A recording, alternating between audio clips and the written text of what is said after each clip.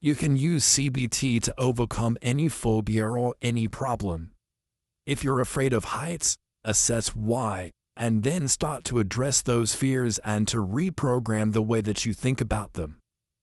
Likewise, if you find that you are not great at meeting women or men, you can light a practice in your mind and force yourself to face those fears. But you can take CBT further too and impact on other areas of your life. Here are some good examples.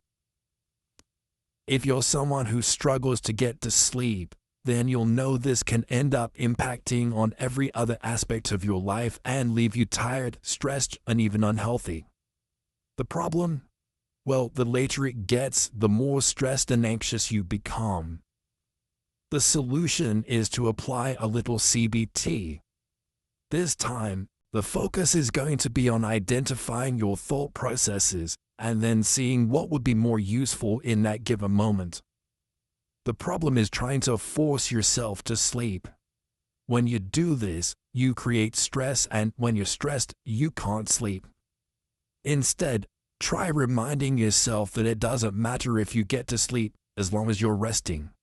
Resting is good for you no matter what, so just lie down and enjoy being comfy. Focus on it, and you'll be asleep in minutes. CBT is incredibly effective for treating anxiety attacks. Somewhat ironically, one of the biggest dangers with panic attacks is that they make us stressed. Because we're stressed about anxiety, this makes us even more stressed, and we work ourselves into a fluster that can end up with fainting and hyperventilation.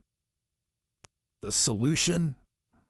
You just have to acknowledge it for what it is and allow it to pass. Say, "This is a panic attack, I must let it run its course," and then just allow it to happen. Go about your business as you normally would and don't try to do anything about it. You can also do something similar when trying to be less stressed generally, and especially when trying to calm yourself before an interview. Instead of worrying that you're stressed, just remind yourself that stress can be useful.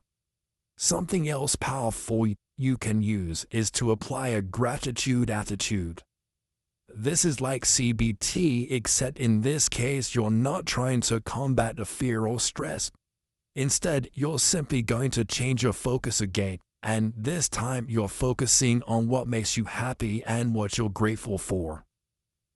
This is a great change because a lot of us are so caught up in everything that's wrong that we never think about how much is right. Take a moment at the end of each day and write down the things you're grateful for. Your partner maybe, your job, your house, your dog, the computer game you play. There's so much to be happy about, but a lot of the time we simply miss it. Take your new ability to change the way you think and focus on it. Suddenly, everything becomes happier. Finally, how about using CBT to enter flow at will? Remember what we said. Flow is a natural response to what your body and mind deem highly important stimulus. What defines the importance of the stimulus?